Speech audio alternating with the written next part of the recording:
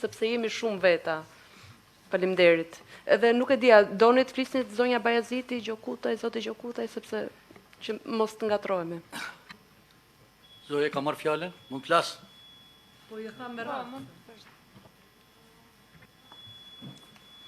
Atëherë Zev Gjonaj, iniciator i Kuvendit të Veriut të Shqipërisë dhe të gjithë trojës shqiptare. Tu, zonja zotëri, kemi ardhur për të përmbajt logos që thotë zgjidhje për Shqipërinë. Jo denoncime. Na falni parafolsit, denoncime kemi bë boll, tani është koha për zgjidhje. Unë këtë sofër, këtë tërjezë tu e shikoj si një kuvend të njerëzve të ditur të Shqipërisë. Si një kuvend që kanë ardhur vërtet tu për t'i dhënë zgjidhje kësaj logo, për të sqaruar se ku jemi dhe çfarë do të bëjmë. Në rast se ne do shkojmë me denoncime, ne nuk do të fitojmë as edhe një herë. Na vjen shumë vështirë kur shkojmë në terren dhe gjejmë njerëz që kanë nevojë për inteligjencën tonë, kanë nevojë për të dëgjuar fjalën tonë, të neve që drejtojmë ose organizojmë ose bëjmë diçka për trojët shqiptare. Unë kam jetuar shumë kohë në emigrim dhe kam ardhur në Shqipëri për të përcjellë një kulturë moderne, edhe diskutimi, edhe përfaqësimi, po edhe organizimi. Në Shqipëri kjo e treta organizimi mungon fare, sidomos organizimi politik.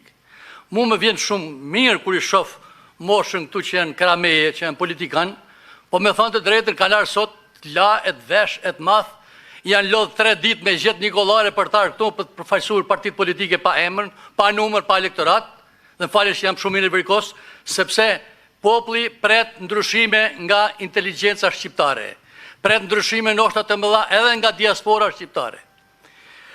Shqipëria ka rënë këto vitet e fundit, ka rënë edhe nga ana fizike, sepse po shikojmë që 50% e trojës shqiptare janë të përmbytura. Shteti ka rënë sepse ekonomia e tij është e lidhur me narkoshtetin, është e lidhur me pastrimin e parave, është e lidhur me drejtimin autokratik dhe nuk ka lidhje fare me popullin. Pra, është kriju distanca shtet-popull, aq sa nuk përmban më.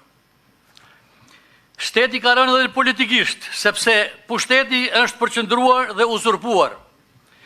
Çdo institucion është kapur sepse majnë mene që kemi 83 deputet dhe i qëndrojnë aty në 83 mandatshme, të këto mandate gjithë dim se si janë vjedhur, se si janë përvetësuar. Shteti ka rënë edhe juridikisht, sepse drejtësia nuk është akoma e pavarur. Vendimet i merr ligji, i merr me anë të një urdhni politik. Shteti ka rënë edhe mediatikisht. Këtu është diagnoza, është emergjence. Çdo natë populli është i mbushur me analista, pseudo-analista, nuk di çfarë emri katastrofik t'i vjen këtij emri, sepse vërtet e kemi degeneruar, e kemi shpërlar trunën e popullit aty që nuk mban më. Shteti ka rënë edhe në jetën parlamentare. Shumë mirë, çdo ditë i shikojmë lajmet, se në falni ne që jemi pensionista, ke televizori jemi gjithë ditën. E shohim që parlamenti i Shqipërisë është i uzurpuar nga drejtuesi i shtetit, po edhe nga drejtuesi i kuvendit. I përjashtojnë deputetët tonë, si me qenë në klasë, si shkon një me vonesë, dil për i klasë, i kemi pa thënë dikur, mësues, dile rrej aty, prit kur të marrë unë. Pra, shtetin e kemi kthyer në hikurista klase. Unë tani nuk kam ardhur për të bërë edhe parantezë. Mundet të afrojmë një frym të re politike, zonja zotëri, të gjithë tu, të japim një zgjidhje sot, të afrojmë një frym të re politike. Të gjithë sa jemi, mund të dëmtohemi ndoshta për momentin, edhe si emër Parti Demokratike, se gjithë ne që jemi këtu, jemi të djathtë, jemi demokratë dhe votën të djathtë, e kemi dhënë për herë të japim, por të bëjmë një ndryshim radikal. Duke u bashkuar të gjithë bëjmë një parti më të madhe, bëjmë një aleancë kombëtare më të madhe. Si të doni gjenje emrin, si të doni venje emrin, Partia Demokratike të bëhet parti e madhe. Gjeni emrin, të gjenë njerëzit, të drejtojnë, të organizojnë, mjaft më me të vjetër në politikë, mjaft më me moshën e vjetër në terren, sepse nuk ka nevojë, nuk na pret rinia, ajo rinit paktën që ka mbet ta mbajnë përsëri këtu.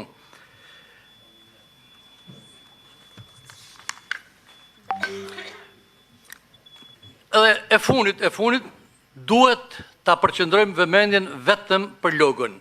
Vetëm për logon, të japim iniciativa, të japim propozime.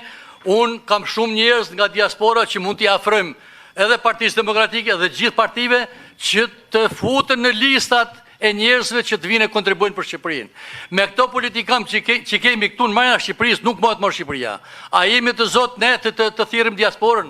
Ore, nuk I kishte Isa Boletini, sa jemi ne 200 vetë tu, që shkojnë bani kuvendin e Prizrenit e mlodh njerëzit e ardhë në Vlorën nga ti flamurin. Nuk I kishte Isa Boletini, nuk I kishte as Qerqis Topli, ka që njerëz sa jemi ne këtu, por idealizot Shqipërisë atëherë kur ishte edhe me luftë, edhe me grykën e topit.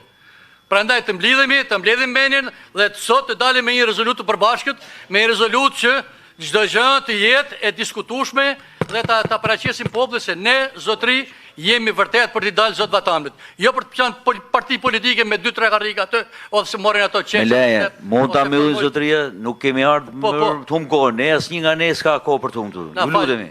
Jemi marrëdhënie pune. E mbylla, 1 minutë. Ju lutemi. Edhe funit, ju uroj suksesi këtij kuvendit, ju uroj suksesi këtij kuvendit dhe të dalim me zotim edhe me formulë të përbashkët. Faleminderit.